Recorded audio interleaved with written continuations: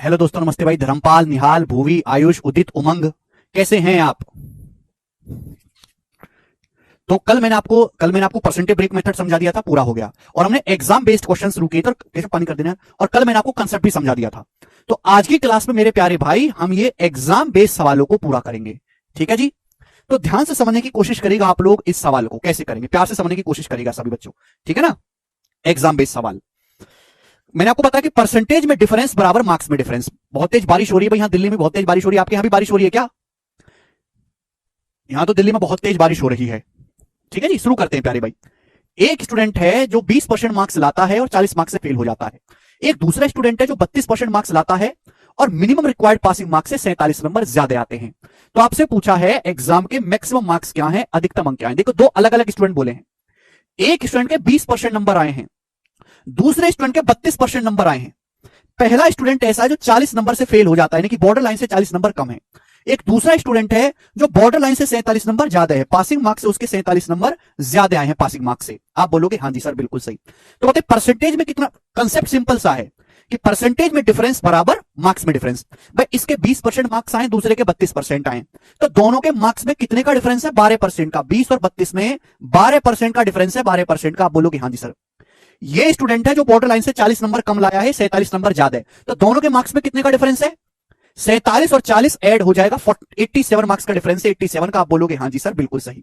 भाई border line से मेरे दोस्तों 47 नंबर ज्यादा लाया है, 40 नंबर कम है, तो दोनों के मार्क्स में 40 प्लस 47 87 मार्क्स का डिफरेंस है। तो 12% की वैल्यू 87 है, तो 1% की वैल्यू आएगी 87/12। ये 1% की वैल्यू है। आपसे टोटल मार्क्स पूछे, मैक्सिमम मार्क्स 100% होता है, 100% की वैल्यू निकाले तो मल्टीप्लाई बाई 100 आएगा। वैसे भी ऊपर 87 है, 29 29 का मल्टीपल ये नहीं है, ये नहीं है, ये भी नहीं है, यही रहा होगा, ये उत्तर आ जाएगा, खत्म। मुझे कैलकुलेशन की कोई जरूरत नहीं है। समझ में आया? इस तरीके से आपको सवालों को डील करना है, टैकल करना है। मैं आगे चलूंगा अगले सवाल की तरफ। ये बताइएगा जी, ये बताइएगा मेरे प्यारे भी, करो इस सवाल का क्या आंसर है। बस कंसेप्ट सिंपल है, परसेंटेज में डिफरेंस बराबर मार्क्स में डिफरेंस। एक स्टूडेंट 30% मार्क्स लाता है, 50 नंबर से फेल हो गया। एक दूसरा स्टूडेंट है जो 42% मार्क्स लाता है और न्यूनतम आवश्यक उत्तीर्ण अंक से 58 अंक ज्यादा, वो 58 नंबर उसके ज्यादा आए हैं पासिंग मार्क्स से। तो आपसे पूछा what the pass marks for examination. Exam में पास होने के लिए कितने अंक चाहिए? ये चार ऑप्शन आपके सामने देखो। एक स्टूडेंट है जो 30% नंबर लाता है, 50 नंबर से फेल हो गया, फेल होने मतलब माइनस। एक दूसरा स्टूडेंट है जो 42% नंबर लाता है और पासिंग मार्क्स से 58 नंबर ज्यादा आए हैं, ज्यादा का मतलब बॉर्डर लाइन से 58 नंबर ज्यादा है। तो दोनों की परसेंटेज में कितना डिफरेंस है? ये 42% लाया है, ये 30%, तो 42 माइनस 30 12% का डिफरेंस है। जबकि दोनों के मार्क्स में कितना डिफरेंस है? तो आप कहोगे सर ये बॉर्डर लाइन से 58 नंबर ज्यादा है, 50 कम है, तो 58 प्लस 50 108। तो 12% का मतलब 108 है, तो 1% की वैल्यू है 9, 12 9 108। अगर सवाल में यह पूछा होता ना कि एग्जाम के अधिकतम अंक क्या है, अधिकतम अंक अगर आपसे पूछा होता कि अधिकतम अंक क्या है, तो आप इसका जवाब देते कि सर 900, 100% निकालते 900। लेकिन सवाल में ये नहीं पूछा। सवाल में आपसे पूछा है कि बताओ एग्जाम में पास करने के लिए कितने उत्तीर्ण अंक चाहिए, आपको निकालने पासिंग मार्क्स कितने हैं। तो चाहे मेरे प्यारे पहले बच्चे से सॉल्व कर ले सवाल को, चाहे दूसरे बच्चे से सॉल्व कर लो, आंसर दोनों से सेम ही आएगा। चाहे पहले से पकड़ लो चाहे दूसरे से। पहला बच्चा ऐसा है जिसके 30% नंबर आए हैं और 50 नंबर से फेल हो गया, उत्तीर्ण हो गया। तो पहले बच्चे को पास होने के लिए 30% से 50 नंबर एक्स्ट्रा चाहिए, प्लस 50। आप बोलोगे हाँ जी सर, बिल्कुल सही। पहला बच्चा ऐसा है, पहला बच्चा 30% नंबर लाता है, 50 से फेल हो जाता है। तो मेरे दोस्तों यानी कि ये जो बच्चा है इसको पास होने के लिए 30% से 50 नंबर एक्स्ट्रा चाहिए, पासिंग मार्क्स हैं। क्लियर? आप बोलोगे हाँ जी सर। भाई 1% की वैल्यू 9 है, तो 30% की वैल्यू कितनी है? 1% अगर 9 है तो 30% हो गया 270। 9 गुना 1% का मान 9 है, 30% 30 से गुणा कर दो, 30 से गुणा 270, तो 270 प्लस 50 यानी कि 320। तो 320 नंबर चाहिए एग्जाम में पास होने के लिए। आंसर है ए ऑप्शन, खत्म। ये बताइएगा। इस सवाल का आंसर आप मुझे करके बताइएगा, मैं नहीं बताऊंगा। इस सवाल का आंसर आप मुझे करके बताइएगा, मैं नहीं बताऊंगा। सभी लोग मुझे उत्तर करके बताइएगा।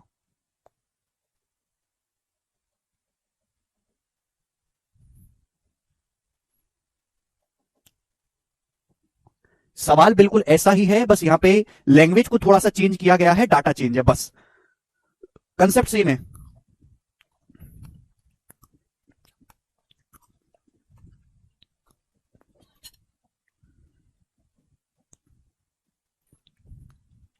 ए ऑप्शन 420 सभी बच्चों का आंसर आ रहा है।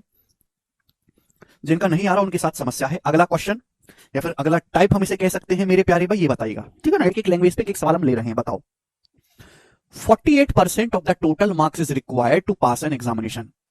एक एग्जाम को पास करने के लिए 48% नंबर चाहिए, and 80% to get a first class with distinction, और 80% नंबर चाहिए फर्स्ट क्लास लाने के लिए। एक स्टूडेंट है मेरे प्यारे भाई जो 817 नंबर लाता है और 47 नंबर से फेल हो जाता है, 47 मार्क्स से फेल हो जाता है। तो कितने मार्क्स उसे लाने चाहिए फर्स्ट क्लास लाने के लिए, फर्स्ट क्लास विद डिस्टिंक्शन के लिए कितने मार्क्स चाहिए? ये बहुत बेसिक सवाल है, आसान सा। देखिए ध्यान सुनेगा। एक एग्जाम में पास होने के लिए कितने नंबर चाहिए? 48%। 48% नंबर आएंगे तो आप पास होगे। एक बालक ऐसा है जो 817 नंबर लाता है लेकिन 47 नंबर से फेल हो गया, यानी कि पास होने के लिए 817 से भी 47 नंबर फालतू चाहिए। तो पास होने के लिए इतने नंबर चाहिए, 817 प्लस 47 कितना आएगा मेरे दोस्तों? 864। तो पास होने के लिए नंबर चाहिए मेरे प्यारे भाई 864, 864 नंबर चाहिए पास होने के लिए, जबकि चाहिए 48%। क्लियर? पूछा है फर्स्ट क्लास लाने के लिए कितने मार्क्स लाने पड़ेंगे? फर्स्ट क्लास मार्क्स, अगर आपको फर्स्ट क्लास चाहिए डिस्टिंक्शन के साथ प्रथम श्रेणी, तो आपको 80% नंबर चाहिए विशेष योग्यता के लिए प्रथम श्रेणी में। तो आपसे 80% की वैल्यू सवाल में पूछी है, बस इतना सवाल है। बताओ 48% की वैल्यू 864 है। देखिए दोनों में 8 कॉमन है, तो अगर मैं 6 से काट दूं 6 से, तो भैया 6 से कट जाएगा ये 8 बार 6 48, या 6 कम 6, 6 चौक 24, 6 चौक 24। 8% की वैल्यू 144 में दोनों तरफ 6 से भाग कर दिया। 80% के लिए निकालनी तो एक जीरो चुका दो, 1440। 1440 सवाल का आंसर है, बात खत्म भाई। 48 और 80 में 8 कॉमन है, तो 48 को 6 से भाग देंगे 8 आ जाएगा, 8% की वैल्यू, फिर एक जीरो चुका देंगे, ये सवाल का आंसर हो जाएगा। बताइए कितना प्यारा सवाल है, बढ़िया लैंग्वेज है, आगे करेंगे। ये बताइएगा इस सवाल का क्या आंसर है, जल्दी से करिएगा। 37वां सवाल बनाओ बच्चों।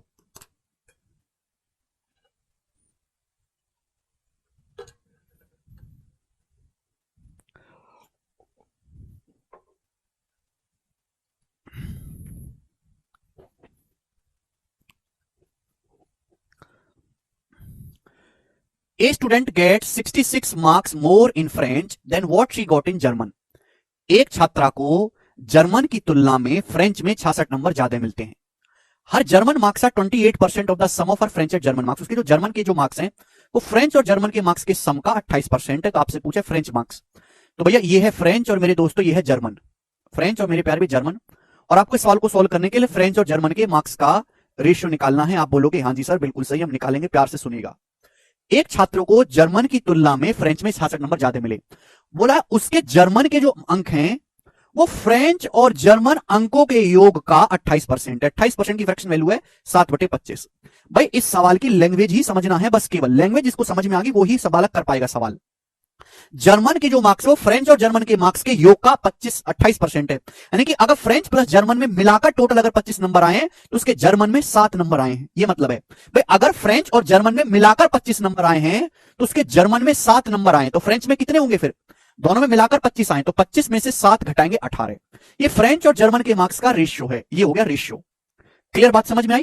पर उसके जो मार्क्स हैं जर्मन में फ्रेंच और जर्मन के योग का, यानी कि फ्रेंच और जर्मन का योग अगर 25 है तो जर्मन में 7 मार्क्स आए, तो फ्रेंच में 18 होंगे। ये रेशियो आ गया। आप सवाल सॉल्व, इसमें कुछ है ही नहीं। बोला क्या है? बोला है जर्मन की तुलना में फ्रेंच में 66 नंबर ज्यादा आए। बताओ फ्रेंच में कितने नंबर ज्यादा हैं जर्मन से? 11। 18 माने 7 11। 11 की वैल्यू सवाल में बच्चों 66 दिए 6 गुना 6 टाइम्स। तो आपसे पूछा उसके फ्रेंच में कितने मार्क्स आए, तो फ्रेंच में मार्क्स है 18। ठीक है भैया, तो 18 की वैल्यू भी मेरे दोस्तों 6 गुना होगी 108। 18 छिक्का 108, तो उसके फ्रेंच में 108 नंबर आए हैं। ए ऑप्शन आंसर है। समझ में आए? सवाल को ढंग से पढ़ोगे, बेस वैल्यू का बेसिक लेक्चर देखोगे तो होगा। आगे चलेंगे, अगला सवाल ये बताइएगा। सवाल बहुत ही जबरदस्त है मेरे प्यारे, बहुत जबरदस्त। सीडीएस के पेपर का पूछा हुआ है, पुराना सवाल है, जल्दी से करिएगा, बनाओ जल्दी से करो।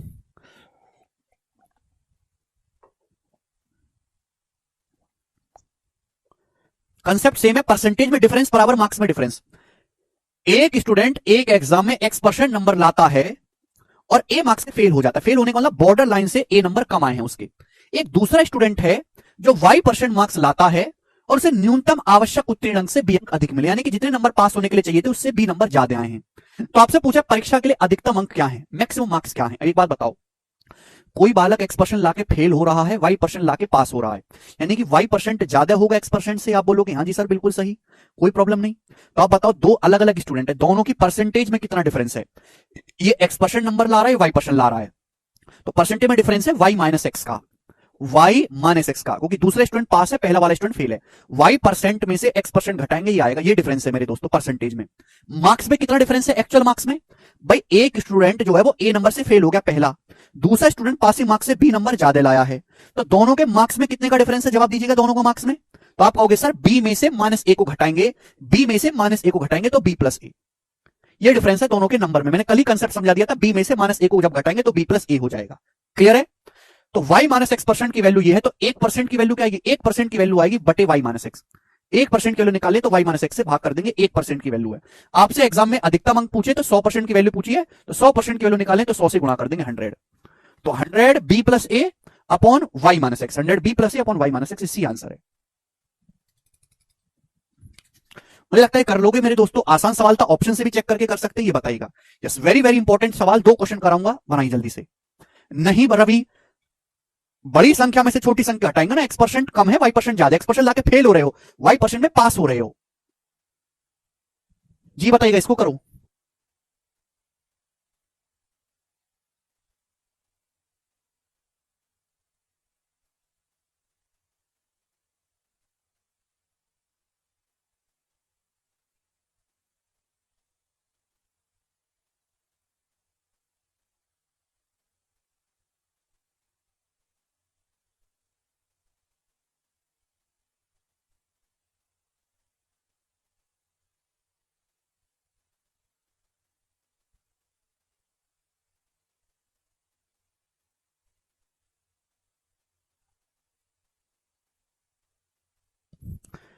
देखिए, एक स्टूडेंट 43% नंबर लाता है, 43%, और वो 72 अंकों से फेल हो गया, यानी कि उसके बॉर्डर लाइन से पास होने से 72 नंबर कम रह गए। एक दूसरा स्टूडेंट, लेकिन जब वही स्टूडेंट 57% नंबर लाता है तो 40 अंकों से पास हो जाता है, 40 अंक, मतलब उसके पासिंग मार्क्स से 40 नंबर ज्यादा हैं। तो आपसे पूछा पासिंग परसेंटेज, इस बार पासिंग मार्क्स नहीं पूछे, पासिंग परसेंटेज पूछा है। अब सुनो प्यारे भाई, पहले 43% नंबर ला रहा था, अब 57%, तो परसेंटेज में कितना डिफरेंस है? 57 में से 43 घटाइएगा, 14% का डिफरेंस है। 14% का डिफरेंस है उसकी परसेंटेज में। मार्क्स में कितना डिफरेंस है? पहले 72 से फेल था, अब 70 से पास है, 40 से पास है, तो जुड़ जाएगा। एक बॉर्डर लाइन के इधर है लेफ्ट में, एक राइट में, तो 40 प्लस 72 112, तो 14% की वैल्यू 112, तो 1% की वैल्यू आ जाएगी मेरे दोस्तों 8, यानी कि 8 मार्क्स जो है वो 1% के बराबर है। पूछा है 43% नंबर लाता है, 72 से फेल हो जाता है, पासिंग परसेंटेज देखो कहीं से भी निकाल सकते हो, चाहे पहले केस से निकालो चाहे दूसरे केस से, दोनों से ही आएगा। जैसे मैं आपको दूसरे केस से निकाल के बताता हूं। भाई 57% नंबर लाया है, बॉर्डर लाइन से 40 नंबर ज्यादा है, 40 नंबर ज्यादा लाया पास होने से, यानी कि पास होने के लिए 57% से 40 नंबर कम चाहिए पास होने के लिए। भाई बॉर्डर पासिंग मार्क्स से 40 नंबर ज्यादा ले आया, तो मिनिमम जो पासिंग मार्क्स होंगे वो 57% से 40 नंबर कम होंगे। अब बताओ, अब आपको आंसर परसेंटेज में बताना है तो परसेंटेज में कन्वर्ट करो। अगर 8 नंबर 1% के बराबर है तो 40 नंबर कितने के बराबर होंगे? 5% के। 40 नंबर कितने के बराबर होंगे? 5% के। 8 पंजे 40, 40 मार्क्स कितने के बराबर है? 5% के। तो 40 मार्क्स 5% के बराबर है, तो पास होने के लिए 57 माइनस 5, 52% उसको नंबर चाहिए। मिनिमम पासिंग मार्क्स 52% है, सी ऑप्शन आंसर है। आगे चलते हैं, ये बताइएगा। एक और सवाल है ऐसा ही, थोड़ा सा चेंज है, इसको करो मेरे दोस्तों। सत्यजीत कल का लेक्चर देखो,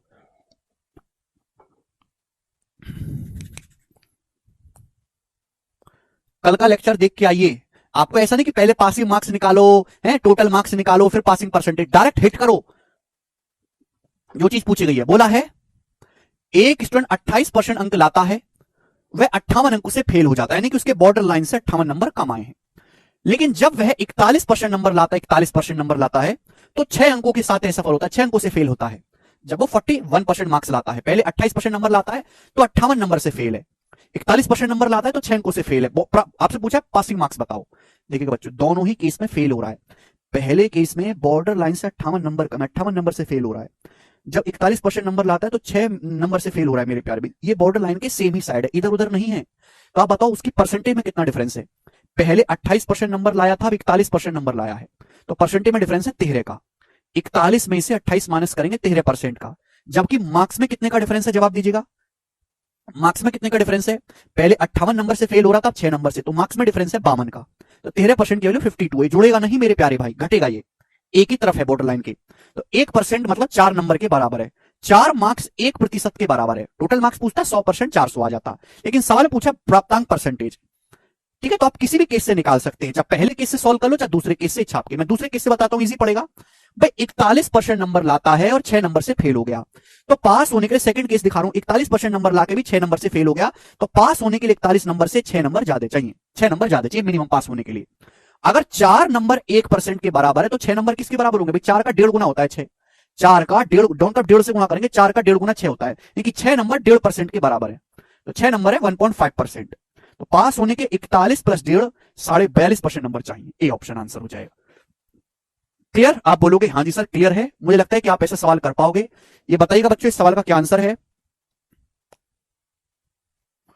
ठीक है जी, फिर उसके बाद जो है 6-7 सवाल और हैं, फिर उसके बाद अगला कंसेप्ट सिखाऊंगा। बताइएगा 41 नंबर, जल्दी बनाओ, जल्दी से बनाइए।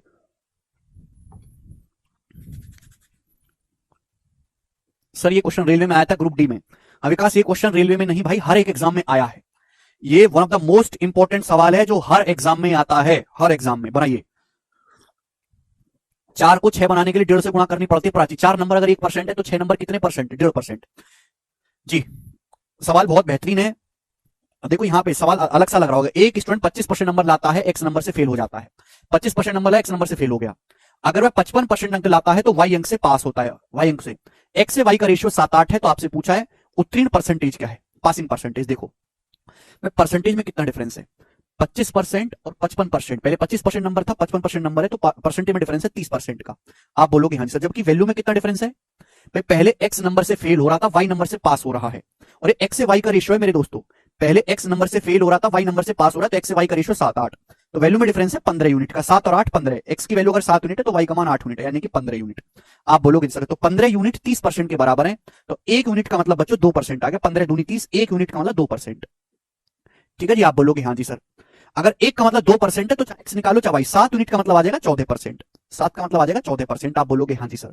अब आप मुझे खुद जवाब दो, पहले किस से सॉल्व कर लो चाहे दूसरे से, मैं पहले से कर रहा हूं। 25% नंबर लाता है और एक्स नंबर से फेल हो गया, तो पास होने के लिए 25% से एक्स नंबर ज्यादा चाहिए पास होने के लिए। ये पासिंग मार्क्स होंगे उसके, मिनिमम पासिंग मार्क्स 25% लाके एक्स से फेल होगा तो 25% एक्स नंबर ज्यादा चाहिए। अब एक्स का मतलब ही 14% के बराबर है, मैंने कन्वर्ट कर लिया 7 यूनिट का मतलब 14%, तो एक्स का मतलब 14% है, तो 25 प्लस 14 39 जो मिनिमम पासिंग मार्क्स हैं, सी ऑप्शन आंसर हो जाएगा। ठीक है, तो यहां पे बस आपको थोड़ा सा कंफ्यूज करने की कोशिश करी लैंग्वेज में, बट आप भी हमारे चेले हो, नहीं होगे कंफ्यूज। ये बताइएगा, अगला सवाल बनाइए, करो। सारे सवाल एग्जाम बेस्ड पैटर्न के हैं, लेकिन हर सवाल में अलग अलग लैंग्वेज को हमने लिया है। ठीक है ना, क्योंकि जितनी ज्यादा से ज्यादा लैंग्वेज की आप प्रैक्टिस करोगे उतना ज्यादा आपकी सोचने की क्षमता बढ़ेगी। अब एक ही लैंग्वेज के 10 सवाल करवाने का कोई फायदा नहीं है, धीरे धीरे लेवल बढ़ाते हैं, पर अलग अलग टाइप होना चाहिए। गीता ने 30% अंक प्राप्त किए, 50 अंक से फेल हो गई। गीता बेचारी 30% नंबर लाई, 50 से फेल हो गई। जबकि 45% अंक वाले संदीप को परीक्षा उत्तीर्ण करने के लिए आवश्यक अंक से 25 अंक ज्यादा मिले। ठीक है ना, 25 अंक ज्यादा मिले मेरे प्यारे भाई इसको। तो 2 लड़के हैं, गीता और संदीप। गीता को 30% नंबर आए, 50 से फेल हो गई। संदीप के 45% अंक आए हैं और पासिंग मार्क्स से 25 नंबर ज्यादा आए हैं। तो 64% अंक प्राप्त करने वाले विमल को कितने अंक मिले? विमल जिसके 64% नंबर आए हैं उसके कितने नंबर है? करिएगा। 1 यूनिट के लिए 2% नंबर, 7 के लिए 14 है। देखो बच्चों, भाई संदीप और गीता के मार्क्स में कितना डिफरेंस है? 45% और 30, 15% का डिफरेंस है। जबकि एक्चुअल मार्क्स में कितना डिफरेंस है? भाई गीता 50 नंबर से फेल है, ये 25 नंबर से पास हो गया, तो 50 और 25 75, यानी कि 1% की वैल्यू 15 पंजे 75, 5 गुना है। बिमल एक लड़का है जिसके 64% नंबर आए, तो बिमल के कितने नंबर आए? 64% का भी 5 गुना, 64 का 5 गुना 320, तो बिमल के 320 नंबर आए। सी ऑप्शन इसका आंसर हो जाएगा। बड़ा आसान सवाल है। आप बोलोगे हाँ जी सर बिल्कुल सही, एकदम आसान थे। ठीक है जी, ये बताइएगा। सवाल नंबर है मेरे प्यारे भाई आपके सामने यहां पर, अब लगा रखे सवाल तो 43। ये बताइएगा बच्चों, अगेन गुड क्वालिटी क्वेश्चन, जरा करिएगा इस सवाल को, बहुत बेहतरीन सवाल जी। Meena score 40% in an examination. Meena एक लड़की है, उसके एग्जाम में 40% नंबर आए, 40%। ठीक, बहुत बढ़िया। मीना एक लड़की है जिसके एग्जाम में 40% नंबर आए। After review even though her score is increase by 50%। Meena के 40% नंबर आए। मीना तमंचा लेकर प्रिंसिपल के ऑफिस में घुस गई और बोला मेरी कॉपी दोबारा चेक करो।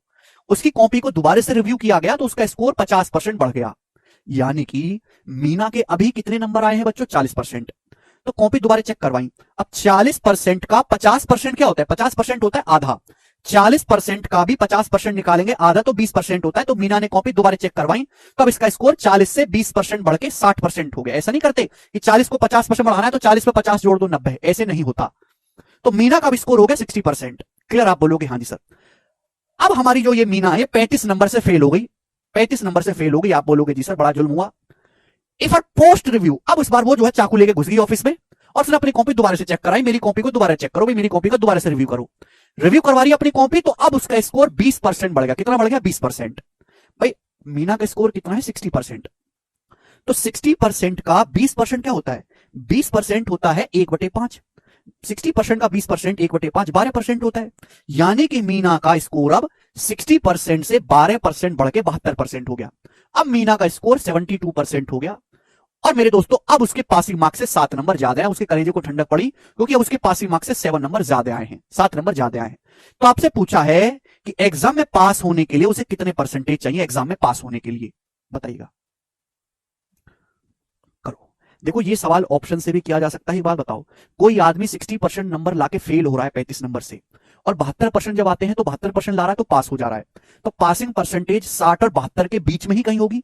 60 और 72 के बीच में ही कहीं ना कहीं पासिंग परसेंटेज होगा। 60-72 के बीच में एक ही ऑप्शन है, 70 ही आंसर हो जाएगा, बात समाप्त। ये सवाल को करने का बेस्ट तरीका है ऑप्शन से।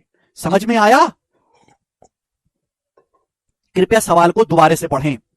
सॉल्व करना चाहते हैं तो आप ये बताइए, सॉल्व ट्रेडिशनल तरीका वही हो गया कि बताइएगा बच्चों की परसेंटेज में कितना डिफरेंस आया। भाई अभी 60% नहीं 72% में डिफरेंस है 12% का, जबकि मार्क्स में कितने का डिफरेंस है। तो आप कहोगे सर ये 35 नंबर से फेल है, 7 नंबर से पास हुई है 42 का, 35 7 42, 42 नंबर 12% के बराबर है, 42 नंबर। तो आपसे पूछा पास होने के लिए मिनिमम कितने नंबर चाहिए, तो चाहे ये वाला केस ले लो चाहे ये वाला केस ले लो। 72% नंबर लाती है तो पासिंग मार्क्स से 7 नंबर ज्यादा आते हैं, 7 नंबर से पास होते, तो पास होने के लिए 72% से 7 नंबर कम चाहिए। मिनिमम पासिंग मार्क्स होंगे 72% से 7 नंबर कम होंगे। अब 7 नंबर की वैल्यू निकालनी है परसेंटेज में। अगर 42 नंबर 12% है तो 7 कैसे आएगा? 42 को 6 से भाग करेंगे, 6 सत्ते 42, 6 से भाग करेंगे, 12 को 6 से भाग करेंगे 2, तो 7 नंबर 2% के बराबर है, 2%। यानी कि उसके पासिंग मार्क्स 72 - 2 70% होंगे। ए ऑप्शन, ये बेसिक तरीका हो गया।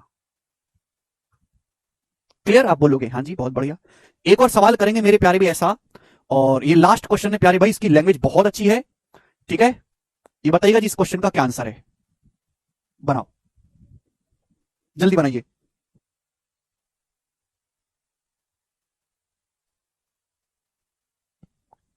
क्या हुआ संकेत? लालू कल का लेक्चर पढ़ के आओ, कल का लेक्चर भाई। 60 कहां से? अरे बताया तो था, सुना क्यों नहीं? रिपीट करके देखना, जब मैंने बताया था रिपीट करके देख लेना। 40% को 50% बढ़ाने के बाद आया भाई, उसका मीना का स्कोर आया 40%। 40% का 50% निकालोगे तो क्या होता है? 20। 50% मतलब आधा, तो 40 का आधा बढ़ाओगे तो 60% हो जाएगा। जब मैं ये बताता हूं तो सुनते क्यों नहीं हो? कहां घुस जाते हो?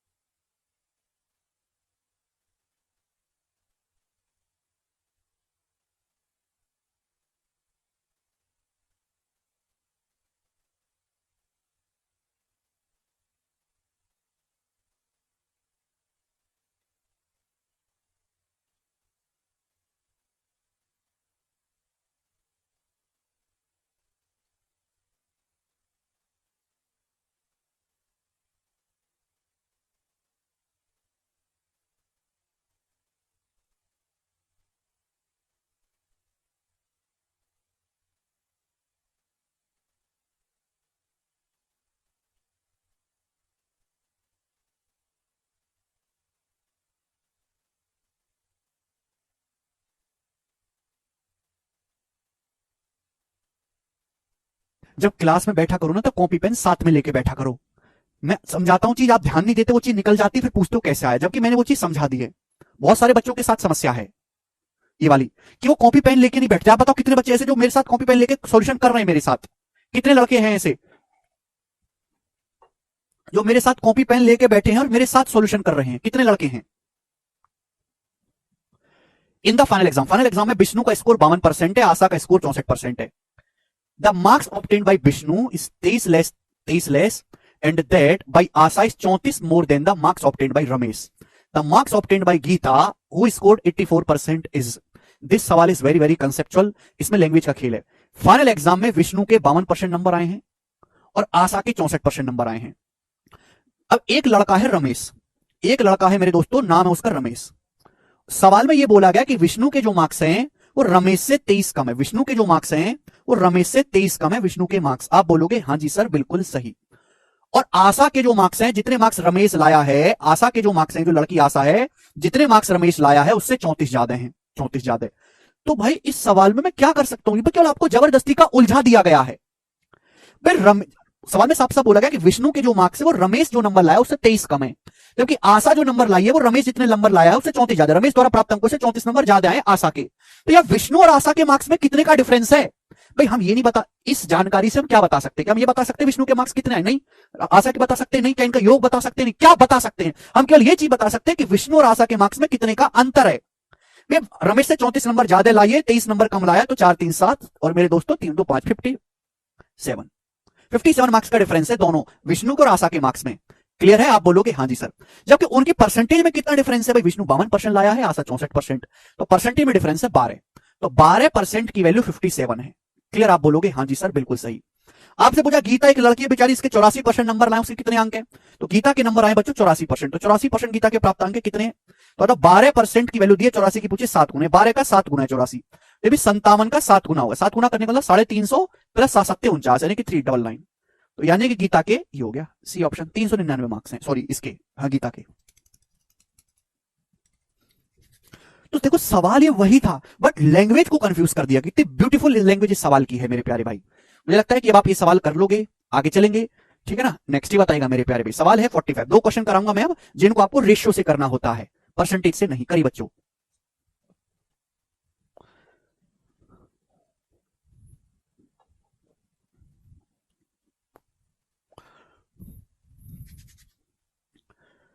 एक एग्जाम में ए के मार्क्स बी से 10% ज्यादा हैं, बी के मार्क्स सी से 20% ज्यादा हैं, सी के मार्क्स डी से 32% कम हैं।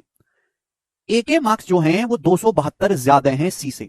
ए के जो मार्क्स हैं वो सी से 272 ज्यादा हैं। तो आपसे पूछा है marks obtained by B, B के कितने मार्क्स हैं? बी के देखिएगा इस सवाल में 4 बंदे हैं, ए बी सी डी, लेकिन इस सवाल में देखो ए के मार्क्स बी से 10% ज्यादा हैं, बी के मार्क्स सी से 20% ज्यादा हैं, सी के मार्क्स डी से 32% कम हैं। ये तो जानकारी दी। अब बोला क्या है?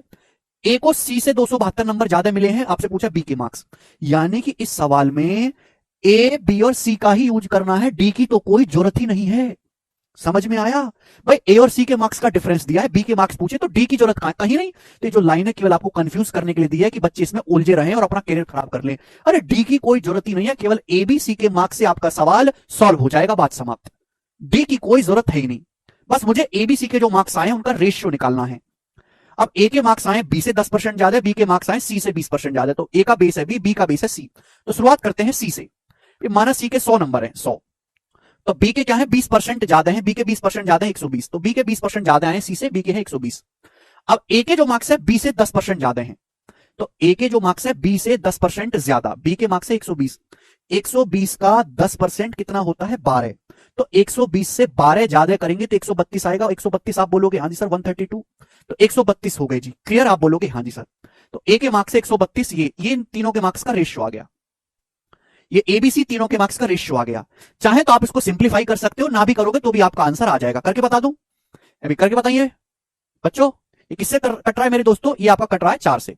4 तिया 12 एकम 4 तिया 12 33 बार, ये 4 से चला जाएगा 30 बार, ये 4 से चला जाएगा मेरे दोस्तों 25 बार, 25 चौका। तो एबीसी के मार्क्स का रेशियो है। बोला ए को सी से 272 नंबर ज्यादा मिले, तो ए को सी से कितने नंबर ज्यादा मिले हैं? 33 में से 25 घटाएगा 8, ए को सी से 8 यूनिट नंबर ज्यादा मिले। 8 की वैल्यू सवाल में 272 है, कितने गुना? तो 8 तिया 24, 3 8 32, 34 गुना, 34 टाइम्स। आप बोलोगे हाँ जी सर।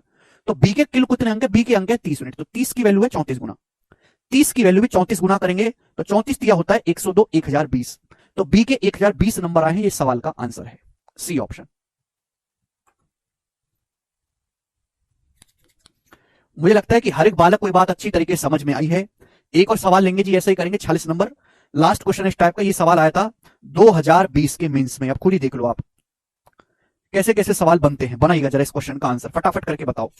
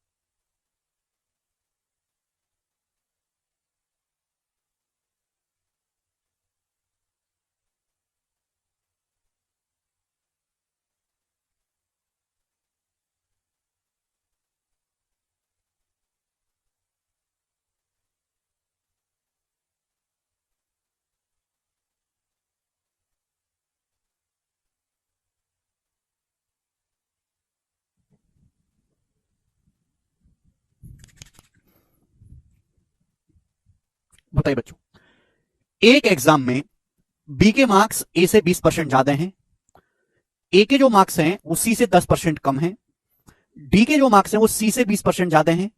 तो आपसे पूछा है डी के जो मार्क्स हैं वो ए से कितने परसेंट ज्यादा हैं, डी के मार्क्स ए से। जी बताइएगा मेरे प्यारे भाई, ठीक है ना। करो भाई। इस सवाल में पूछा क्या है, इस सवाल में पूछा है कि बताओ डी के मार्क्स ए से कितने परसेंट ज्यादा हैं। ए और डी के बीच में रिलेशन चाहिए, ए और डी के बीच में। तो भाई मुझे ए और सी के बीच में रिलेशन दे रखा है, मुझे डी और सी के बीच में रिलेशन दे रखा है। तो यहां से दोनों जगह सी कॉमन है, ए डी के बीच में आ जाएगा, तो मुझे इस लाइन की कोई जरूरत ही नहीं, मुझे पहली लाइन की कोई जरूरत ही नहीं, बकवास की बात है। मुझे तो केवल ए सी और डी की जरूरत है, मेरा तो काम यहीं से बन जाएगा। आप बोलोगे हाँ जी सर। बोला है ए ने सी से 10% कम अंक प्राप्त किए, ए ने सी के प्राप्तांकों से 10% नंबर कम प्राप्त किए, यानी कि सी के अगर 100 नंबर आए हैं तो ए के 10 नंबर कम आए हैं 90, ये आ गया। उसके बाद डी ने सी से 20% ज्यादा नंबर प्राप्त किए, डी ने सी से 20% ज्यादा, सी के 100 आए हैं तो डी के 20% ज्यादा है 120, अगर सी के 100 नंबर आए तो डी के 20% ज्यादा है 120, बात समाप्त। तो आपसे बस ये आ गया, तो ये ना लॉजिक सोचना, देखो वो पूरा रेशो बनाने की जरूरत क्या है, जो चीज आपसे पूछी गई है उसी पे अटैक करो, डायरेक्ट हिट करना है। डी और ए के मार्क्स में रिलेशन पूछा है आपको, ए सी का दिया, डी सी का दिया, दोनों में सी कॉमन है, 20 दोनों में सी है, तो यहां से ए डी का आ जाएगा, ये बी की जरूरत क्या है, भाड़ में जाए बी है भाई। ए के मार्क्स देखो सवाल में साफ साफ बोला है कि ए के जो नंबर है सी से 10% कम है, तो सी के 100 मान ले, ए के 90 है। डी के जो मार्क्स है वो सी से 20% ज्यादा है, सी के 100 है तो डी के कितने हो जाएंगे 120। अब बोला डी के मार्क्स ए से कितने परसेंट ज्यादा है, तो डी के मार्क्स कितने ज्यादा है, ए से 30 ज्यादा है, 30/90, 30/90 का मतलब 1/3, 1/3 ज्यादा का मतलब 33 to 1/3% मोर। ए ऑप्शन इस सवाल का आंसर है, जिसे हर बालक समझ सकता है। मुझे लगता है कि बात अच्छी तरीके से आप लोगों को समझ में आई है। बहुत ही जबरदस्त सवाल है, बहुत प्यारा क्वेश्चन है मेरे प्यारे भाई। बोलो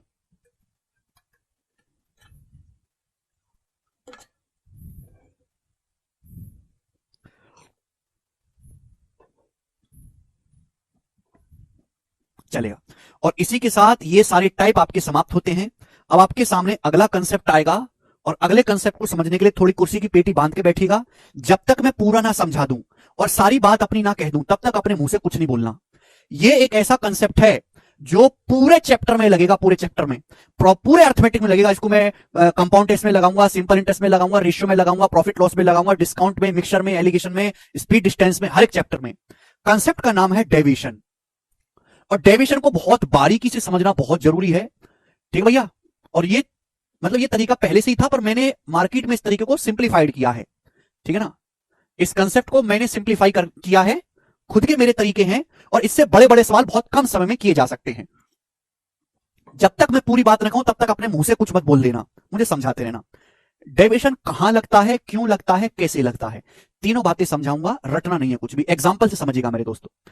जैसे बच्चों आपने एक पेपर दिया, आपने एक पेपर दिया मैथ का पेपर दिया आपने, और आपने पेपर दिया इंग्लिश का, मैथ और इंग्लिश का आपने पेपर दिया, ठीक है। आपने मैथ का पेपर दिया और इंग्लिश का पेपर दिया, आप एक एग्जाम में बैठे, सपोज एयरफोर्स का कोई एग्जाम है जिसमें मैथ और इंग्लिश आती है, केवल मैथ का पेपर दिया और इंग्लिश का पेपर दिया, और दोनों ही सब्जेक्ट के जो मैक्सिमम मार्क्स हैं, दोनों सब्जेक्ट के जो मैक्सिमम मार्क्स हैं वो कितने मेरे दोस्तों, दोनों सब्जेक्ट के जो मैक्सिमम मार्क्स हैं वो है मेरे प्यारे भाई यहां से आपके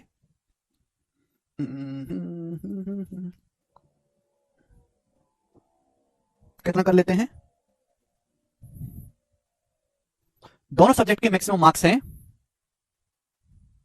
650 और 350। मतलब गणित के अधिकतम मार्क्स 650 हैं और इंग्लिश के 350 हैं। या कुछ और डाटा लेते हैं।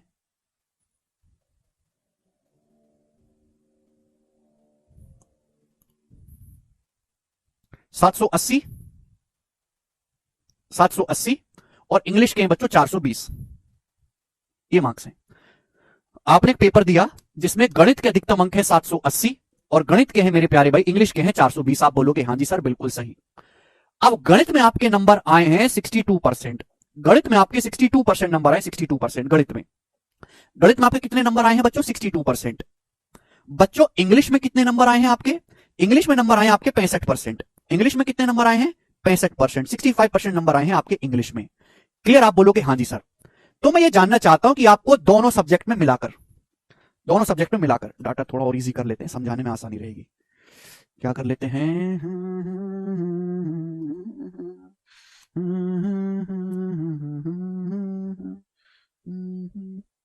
चलो ये कर लेते हैं 650 और 350। ठीक है जी। इंग्लिश में आपके मेरे दोस्तों, मैथ में आपके 72% नंबर आए, 72%। और इंग्लिश में आपके नंबर आए 75%। थोड़ा सा चेंज कर दिया मैंने, ठीक है ना? 75%। ये हो गया।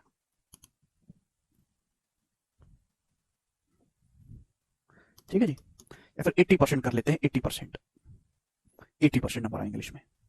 ठीक, अब ठीक है, ध्यान सुनेगा। तो भैया हमने मान लिया कि आपने एक पेपर दिया, मैथ के फुल मार्क्स है 650, इंग्लिश के 350। मैथ में आपके 72% नंबर आए, इंग्लिश में आपके 80% नंबर आए। तो मैं दोनों सब्जेक्ट में मिलाकर, मैथ प्लस इंग्लिश में मिलाकर आपके ओवरऑल कितने परसेंट नंबर आए हैं, ये मेरा सवाल है। मैथ प्लस इंग्लिश में मिलाकर आपके ओवरऑल कितने प्रतिशत नंबर आए हैं, ये सवाल है। तो डेविएशन का यूज होता है ओवरऑल इफेक्ट निकालने के लिए, जब बीच में प्लस का साइन हो। डेविएशन वहां लगेगा जब बीच में प्लस का साइन हो। आपको मैथ के मार्क्स दे रखे हैं, आपको इंग्लिश के मार्क्स दे रखे हैं, और आपसे मैथ प्लस इंग्लिश के मेरे प्यारे भाई, मैथ प्लस इंग्लिश बीच में प्लस आ रहा है, मैथ प्लस इंग्लिश दोनों सब्जेक्ट में मिलाकर ओवरऑल कितने परसेंटेज मार्क्स आए। तो ये मेथड हर एक उस सवाल में लगेगा जहां आपको ओवरऑल इफेक्ट निकालना हो। ओवरऑल इफेक्ट, ठीक है, ओवरऑल इफेक्ट बीच में प्लस का साइन हो। मैथ के परसेंटेज मार्क्स दे रखे, इंग्लिश के दे रखे। मैथ प्लस इंग्लिश दोनों सब्जेक्ट में मिलाकर पूरी परीक्षा में कितने परसेंट मार्क्स आए हैं। ठीक है जी। अगर इस सवाल को हम बेसिक से करते तो बेसिक से कैसे करते आप मुझे बताओ। इस सवाल को अगर मुझे बेसिक से करना होता तो हम कैसे करते इस सवाल को, मेरे प्यारे भाई जवाब दीजिएगा। बेसिक से कैसे करते इस सवाल को? बेसिक से करते भाई, मैथ में कितने नंबर आए हैं? मैथ में नंबर आए 650। इंग्लिश में कितने नंबर आए? 350। तो दोनों सब्जेक्ट में कुल मिलाकर कितने मार्क्स आए? Total marks. दोनों सब्जेक्ट में मैथ प्लस इंग्लिश के जो टोटल मार्क्स है वो इतने हैं। जो मैक्सिमम मार्क्स है मैथ प्लस इंग्लिश के टोटल मार्क्स है इतने। आप बोलोगे हां जी सर। आप बताओ मैथ और इंग्लिश में उसके कितने मार्क्स आए हैं, उसने प्राप्तांक कितना किया, ऑब्टेन्ड मार्क्स कितने, ऑब्टेन्ड मार्क्स और प्राप्तांक कितने हैं मेरे प्यारे भाई? तो आप कहोगे सर मैथ में है 650, 650 का 72% आया है मैथ में। 650 का 72% कितना होता है मेरे प्यारे भाई? जवाब दीजिएगा। है भाई, अगर मैं 72 का 600% निकालूं तो 420, 72 का 600 निकालते हैं तो 420 और 12, 420 और 12, 432 हो जाएगा। और 50 का 72% 36, तो आ जाएगा 468। यानी कि गणित में उसके 468 नंबर आए हैं। अगर मैं इंग्लिश की बात करूं तो इंग्लिश में नंबर आए हैं 350। टोटल मार्क्स इंग्लिश के 350 है। 350 का 80% कितना होता है? 280। 240 प्लस 40, 280। तो भाई गणित में कितने नंबर आए हैं? तो आप कहो सर गणित में नंबर आए 468 प्लस 280। क्लियर? आप बोलोगे हां जी सर बिल्कुल सही। और परसेंटेज में इंटू 100%। आप बोलोगे हां जी सर बिल्कुल सही है। तो मैं इसकी कैलकुलेशन करूंगा, आपका आंसर आएगा। जब मैं इसकी कैलकुलेशन करूंगा तो आपका आंसर आ जाएगा। गणित में कितने नंबर आए? 650 में से गणित में 72% नंबर आए, 468। इंग्लिश में 350 में से 80% नंबर आए, 280।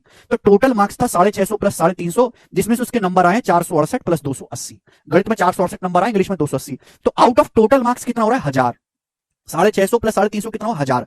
1000 में से आए कितने हैं? तो ये आपका हो जाएगा 8, 6 8 14 का 4 हासिल 1, 4 1 5 2 6, 648 इंटू 100%। अब 2 जीरो से ये कट जाएगा तो 648 बटे 100, 64.8% मार्क्स आए उसके ओवरऑल। 64.8%। एक सेकंड को जोड़ने में 8 6 8 14 का 4 हासिल 1, 4 1 5 2 7, सॉरी 748 आएगा। सॉरी जोड़ के 748 आएगा। 748 बटे 100, 74.8%। तो दोनों ही सब्जेक्ट में कुल मिलाकर जो उसके मार्क्स आए हैं वो 74.8% आए हैं। अरे क्लियर है ये बात भाई? इसमें तो कोई डाउट नहीं है ना? यस और नो बताइए। यहां तक तो कोई डाउट नहीं, बताइए जल्दी से। भाई ये आया 748 दोनों सब्जेक्ट मिलाकर, दोनों सब्जेक्ट के जो टोटल मार्क्स है 1000 है, परसेंटेज में इंटू 100%, ये 2 जीरो कट जाएगा, ये आएगा 74.8% मार्क्स आए हैं उसके दोनों सब्जेक्ट में मिलाकर ओवरऑल। क्लियर है? यह है बेसिक तरीका, और आप 10th की परसेंटेज भी ऐसे ही निकालते होंगे अपनी, अगर आपने कभी जिंदगी में निकाली होगी तो। समझ में आया? आप बोलोगे हां जी सर समझ में आया है ये तरीका, ये बेसिक तरीका है जो आपने आज तक किया होगा। ठीक है जी, क्लियर है? आप बोलोगे हां जी सर एकदम क्लियर है। नाउ ये सिंपल है, मैं हटा दे रहा हूं, आप इसको उतार लो कॉपी में। ये तो हो गया बेसिक तरीका, मेरे प्यार भी ध्यान से सुनेगा, ध्यान से समझने की कोशिश करेगा। इस सवाल में इतना करने की जरूरत नहीं है कंसेप्ट में, अब यहां से मैं आपको कंसेप्ट समझाऊंगा। देखो वही चीज करूंगा भाई, जो मार्क्स होते हैं वो किसको बेस मान के निकाले जाते हैं? मार्क्स ओवरऑल परसेंटेज कैसे निकाले जाती है? Total marks. भाई आपके टोटल कितने मार्क्स आए हैं और आपने कितने मार्क्स प्राप्त किए हैं, कितने मार्क्स आपके प्राप्त किए हैं, और परसेंटेज इंटू 100%। टोटल मार्क्स कितने हैं एग्जाम में और आपने कितने प्राप्त किए इंटू 100%। ये तो होता है। आप बोलोगे हाँ जी सर यही होता है। एक बार बताओ, जब इस सवाल का आंसर आपको परसेंटेज में ही निकालना है बावलो, तो आपको परसेंटेज को छेड़ने की जरूरत क्या है? उसको ऐसे ही रहने दो। आप बोलोगे हाँ जी सर बिल्कुल सही। गणित के नंबर है 650 मैक्सिमम, इंग्लिश के नंबर है मैक्सिमम 350। आप बोलोगे हाँ जी सर बिल्कुल सही, कोई प्रॉब्लम नहीं है। गणित में नंबर आए 72%, तो गणित में नंबर आए 650 का 72%, तो गणित के प्राप्तांक है 650 का 72%। आप बोलोगे हाँ जी सर 72%। प्लस इंग्लिश में कितने नंबर आए? इंग्लिश के नंबर है 350, और 350 में से इंग्लिश में 80% नंबर आए हैं, तो इंग्लिश के नंबर है 350 का 80%, 350 गुणा 80%। जब आपको आंसर परसेंटेज में ही निकालना था, आपने क्या करा? पहले एक्चुअल मार्क्स निकाले, फिर 100 से गुणा करके परसेंटेज में बदला। अरे जब परसेंटेज में निकालना ही है तो परसेंटेज को छेड़ने की जरूरत क्या? ऐसे ही ना रहने दो। 650 का 72%, गणित में इतने नंबर आए हैं, इंग्लिश में नंबर आए 350 का 80%, और इसको कैलकुलेट कर लेना 74.8% ही आएगा। इसकी कैलकुलेशन चाहे आप करके देख लो, ये आंसर आ गया 74.8%, यही आएगा आंसर, करके देख लेना। समझ में आया? यस और नो? क्लियर है? आप बोलोगे हाँ जी सर बिल्कुल सही, कोई प्रॉब्लम नहीं, मैं आपकी बात को समझ गया। तो दूसरी स्टेप मैंने आपको ये सिखाया कि भाई जब आपको ऐसे करना है तो एक्चुअल वैल्यू कैलकुलेट करने की कोई जरूरत नहीं है, भाड़ में जाए, आप यही परसेंटेज में ही रहने दो। आपने एक बात गौर करी होगी मेरे प्यारे भाई, ध्यान से सुनेगा, गौर करी होगी आपने एक बात कि ये जो ध्यान से सुनेगा मेरे प्यारे भाई, यहां से मैं अगला और इंपॉर्टेंट कंसेप्ट आपको समझाऊंगा बड़े प्यार से। ये जो 650 है और ये जो 350 है, ये किससे डिवाइड हो रहा है? तो आप कहोगे सर 50 से डिवाइड हो रहा है, 50 से। आप बोलोगे हाँ जी सर। भाई ऊपर भी प्लस का साइन है, ये नीचे भी प्लस का साइन है, तो ऊपर नीचे हम 50 से काट नहीं सकते। 50 से कितनी बार कट जाएगा? 7 बार। ये 50 से सॉरी, ये 50 से कितनी बार कट जाएगा दोस्तों? 13 बार। 13 पंजे 65। ये 50 से कितनी बार कट जाएगा? 7 टाइम्स। ये 50 से कितनी बार कट जाएगा? 13 बार। ये 50 से कितनी बार कट जाएगा मेरे दोस्तों? 7 बार। यानी कि एक्चुअल कैलकुलेशन क्या होगी मेरे दोस्तों? एक्चुअल कैलकुलेशन होगी 13 गुणा 72% प्लस 7 गुणा 80% अपॉन 13 प्लस 7। मुझे केवल इसको कैलकुलेट करना है, तो आपको नहीं लगता कि ये कैलकुलेशन थोड़ी इजी रहेगी? मैं 13 की 72 में गुणा करूंगा तो 13 सत्ती क्या में 910 और 26, 910 में 26 जोड़ूंगा तो 936 हो जाएगा। 7 अट्ठे 56 560 हो गया मेरे प्यारे भाई। तो आएगा ये आपका 1496, और इसको मैं भाग करूंगा 20 से। 1496 को 20 से भाग करूंगा तो 748, 748, और ये दशमलव आ गया। देखो ये आ गया आंसर 74.8%। यानी कि मैं ये कह सकता हूं मेरे प्यारे भाई कि मुझे इस स्टेप को लिखने की कोई जरूरत नहीं है, मैं डायरेक्ट यहां पे आ सकता हूं। यानी कि जब भी आपको ओवरऑल इफेक्ट निकालना हो, आपको क्या निकालना है कि दोनों सब्जेक्ट में मैथ और इंग्लिश में मिलाकर कितने परसेंट मार्क्स आए, ये निकालना है आपको, ओवरऑल निकालना है। तो जो भी बेस वैल्यू होती है, ओवरऑल मार्क्स किसको बेस मान के निकाले जाते हैं? टोटल मार्क्स को। टोटल मार्क्स की एक्चुअल वैल्यू की जरूरत ही नहीं है, आप टोटल मार्क्स का रेशियो ले लिया करो। जिसको भी हम बेस मान के कैलकुलेशन कर रहे हैं, आपको निकालने कि मैथ प्लस इंग्लिश दोनों सब्जेक्ट में मिलाकर कितने परसेंट मार्क्स आए पूरी परीक्षा में। तो ओवरऑल मार्क्स निकालते हैं कि प्राप्तांक upon total marks into 100%, base बटे में टोटल मार्क्स आ रहा है ना, बटे में टोटल मार्क्स आ रहा है, टोटल मार्क्स को बेस मान के। तो टोटल मार्क्स की एग्जैक्ट वैल्यू की जरूरत ही नहीं है, आप यहीं से रेशियो ले लिया करो पहले ही। ये 650 और 350 किससे डिवाइड हो रहा है? ये 50 से कट रहा है, तो आप इसको यहां पे 50 से काट लिया करो। आप बोलोगे हाँ जी सर, ये 50 से कटेगा 13 बार और ये 50 से कटेगा मेरे दोस्तों 7 टाइम्स। कंसेप्ट नंबर 1 रिलीज हुआ है अब कि आपको ये स्टेप लिखने की कोई जरूरत नहीं है। अगर आपको ओवरऑल परसेंटेज मार्क्स निकालने हैं तो जो भी बेस वैल्यू है मेरे प्यारे, जो भी बेस वैल्यू है, जिसको भी आधार में रख के, जिसको भी बटे में रख के आप कैलकुलेशन करते हो, उसका आप मेरे प्यारे भाई रेशियो ले लिया करो। मैंने आपको कारण समझाया, रटवाया नहीं, हमेशा बेस वैल्यू का रेशियो लेते हैं। यानी कि मेरे दोस्तों ओवरऑल कितने मार्क्स हैं भाई? गणित में 13 यूनिट, ठीक है मेरे प्यारे भाई, इंग्लिश में 7, टोटल मार्क्स आ गए। ये टोटल मार्क्स है। गणित में कितना है? 13 का 72%। इंग्लिश में कितने मार्क्स आए मेरे दोस्तों? 7 का 80%, 7 का 80, और इसको कैलकुलेट करेंगे मेरे प्यारे भाई, ये आपको उत्तर आ जाएगा 74.8%। इसको हम बोलते हैं मेरे प्यारे भाई वेटेड एवरेज वाला तरीका। इसको हम क्या बोलते हैं? Weighted average. मेरे प्यारे भाई इसको हम क्या बोलते हैं? Weighted average method, weighted average method. अगर किसी सवाल में डाटा बहुत आसान है, अगर किसी सवाल में डाटा बहुत आसान है मेरे प्यारे भाई, तो हम इस तरीके से करेंगे वेटेड एवरेज मेथड। आप बोलोगे हाँ जी सर बिल्कुल सही, कोई प्रॉब्लम नहीं है। हमेशा अगर किसी सवाल में डाटा बहुत आसान है तो हम इस तरीके से करेंगे मेरे प्यारे बच्चों। आप बोलोगे हाँ जी सर बिल्कुल सही, समझ गए हम। लेकिन इस तरीके से भी कभी कभी कैलकुलेशन बहुत ज्यादा होती है, तो इसी का तरीका यही है, इसी का एक छोटा वर्जन मैं आपको समझाता हूं जहां कैलकुलेशन कम होगी, जिसको हम बोलते हैं डेविएशन। थोड़ा ध्यान से सुनेगा मेरे प्यारे भाई, एक बार में नहीं पकड़ पाओगे, 2-3 बार बताना पड़ेगा मुझे। ध्यान से सुनने की कोशिश करेगा सभी लोग बड़े प्यार से, ठीक है ना। बताओ, हमेशा बेस वैल्यू का रेशियो ले लेते हैं। मैथ और इंग्लिश के टोटल मार्क्स का रेशियो मैक्सिमम मार्क्स का तेरे साथ है। गणित में 72% नंबर आए हैं, इंग्लिश में 80% आए हैं। भाई क्या 80% को ब्रेक करके मैं ऐसे लिख सकता हूं? क्या 80 को ब्रेक करके मैं ऐसे लिख सकते हैं 72% प्लस 8%? क्या 80 को ब्रेक करके बच्चों मैं ऐसे लिख सकता हूं 72% प्लस 8%? आप बोलोगे हाँ जी सर लिख सकते हो आप। मैं आपसे कहना चाहता हूं आपके गणित में भी 72% नंबर आए, 72%। आपके इंग्लिश में भी 72% नंबर आए हैं, तो आपके ओवरऑल नंबर भी 72% ही होंगे। आज तक जितने भी लेक्चर हुए उनमें सबसे इंपॉर्टेंट लेक्चर यही वाला है। ये अगर आपका छूट गया तो आप बर्बाद हो। आपके मैथ में भी 72% नंबर आए हैं, इंग्लिश में भी 72% नंबर आए हैं, तो आपके ओवरऑल मार्क्स भी 72% आएंगे, 72% होने चाहिए। कल ही समझाया था भाई, एक बालक है गणित में 72 ला रहा है, अंग्रेजी में 72 ला रहा है, हिंदी में भी 72 ला रहा है, साइंस में भी 72 ला रहा है, तो हम ये कहेंगे कि भाई वो लड़का 72% के काबिल है, उसके ओवरऑल तो 72% ही आते हैं। लेकिन लेकिन लेकिन मेरे दोस्तों, इंग्लिश में वो 8%, इंग्लिश कितनी है 7 नंबर की, इंग्लिश में 7 नंबर का 8% वो एक्स्ट्रा ला रहा है। इंग्लिश में क्या कर रहा है वो 7 मार्क्स का 8% एक्स्ट्रा ला रहा है। आप बोलोगे हाँ सर 7 मार्क्स का 8% एक्स्ट्रा, ये एक्स्ट्रा है मेरे प्यारे भाई। ये जो भी एक्स्ट्रा इंग्लिश में वो 7 नंबर का 8% एक्स्ट्रा ला रहा है, ये जो भी एक्स्ट्रा है मेरे प्यारे भाई, केक कटेगा तो सब में बटेगा, इसे सभी में बांटेंगे। भाई टोटल मार्क्स कितने, मैथ और इंग्लिश के मैक्सिमम मार्क्स कितने मेरे प्यारे भाई, तो मैक्सिमम मार्क्स है मैथ के और इंग्लिश के 13 प्लस 7 20, इसे 20 में बांट देंगे बटे 20। आप बोलोगे हाँ जी सर। भाई जो भी केक एक्स्ट्रा आ रहा है उसे सारे लोगों में बराबर बांटा जाएगा। गणित में 72 आए, अंग्रेजी में 72 आए, तो ओवरऑल भी 72% ही होने चाहिए थे। लेकिन यहाँ इंग्लिश में 7 का 8% एक्स्ट्रा आया, जो भी एक्स्ट्रा आया है इसे टोटल में बांट देंगे। आपको ओवरऑल निकालना है ना, ओवरऑल मतलब मैथ प्लस इंग्लिश के मार्क्स निकालने हैं, मैथ प्लस इंग्लिश के टोटल मार्क्स कितने हैं 20, 20 में बांट देंगे मेरे प्यारे भी। आप बोलोगे हाँ जी सर। 4 दूनी 8, 4 पंजी 20 आया, 14/5, 14/5 होता है मेरे प्यारे भाई। 14 को जब आप 5 से डिवाइड करोगे तो 2.8 आएगा, और 72 में 2.8 जोड़ेंगे तो 74.8% इस सवाल का आंसर है। बात समाप्त, खत्म। कुल प्रतिशत 7 दूनी 14, 72%, 14/5 होता है 2.8%, 72 में 2.8 जोड़ेंगे तो 74.8% ओवरऑल मार्क्स आए हैं। ये है मेरे प्यारे भाई, क्लियर है। आप बोलोगे हाँ जी सर सबसे कम ये बेस्ट तरीका है। इंग्लिश में कितने नंबर है 7 का 8% एक्स्ट्रा आया है, परसेंटेज ब्रेक मेथड की तरह। ये कहीं अलग से इजाद नहीं हुआ, ये वेटेड एवरेज मेथड से ही आया। बताओ देखो मैंने क्या सिखाया था, वेटेड एवरेज मेथड ये था। ध्यान सुनेगा सभी बच्चों, ध्यान से सुनेगा मेरे प्यारे भाई। इंग्लिश मैथ और इंग्लिश के टोटल कितने मार्क्स है, मैथ और इंग्लिश के टोटल मार्क्स है भाई 13 प्लस 7, यही आप बोलोगे हाँ जी सर बिल्कुल सही। मैथ में कितने नंबर आए, मैथ में नंबर आए हैं 13 का 72%, प्लस इंग्लिश में कितने नंबर आए, इंग्लिश में नंबर आए 7 का 80%। ये तो वेटेड एवरेज तरीका था मेरे दोस्त, ये तो मैंने आपको बताया this is the weighted average, यही तो सिखाया था। अभी जो मैंने मिटाया था यही तो चीज थी। आप बोलोगे हाँ जी सर बिल्कुल से यही चीज थी। अब थोड़ा दिमाग लगाओ बच्चों, 13 प्लस 7 को क्या लिख सकते हैं, 13 प्लस 7 को लिख सकते हैं हम लोग 20 लिख सकते हैं। आप बोलोगे हाँ सर, थोड़ा दिमाग लगाइएगा। 13 गुणा 72% प्लस 7 गुणा बेटे 80% का क्या मतलब है, इस 80% को क्या लिखा जा सकता है, इस 80% को ब्रेक करके 72% प्लस 8% लिखा जा सकता है। आप बोलोगे हाँ जी सर लिखा जा सकता है। और बटे कितना है मेरे दोस्तों, बटे है 20, यही है। आप बोलोगे हाँ जी सर बटे 20 है।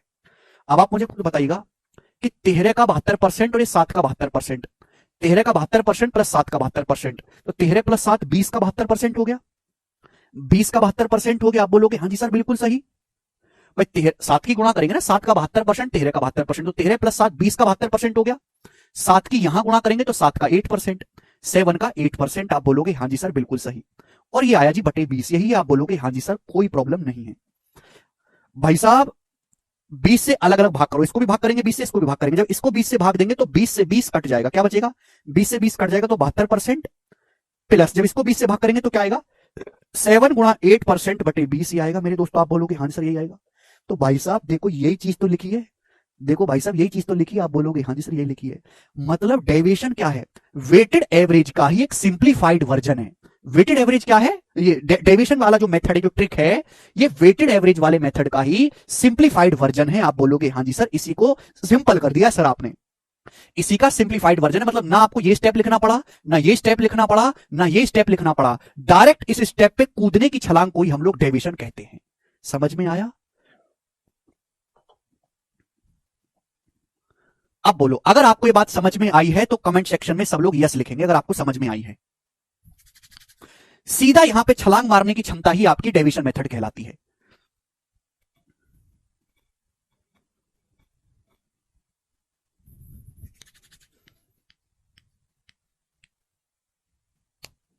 जितने बच्चे लेक्चर देख रहे हैं, अगर उनको ये बात समझ में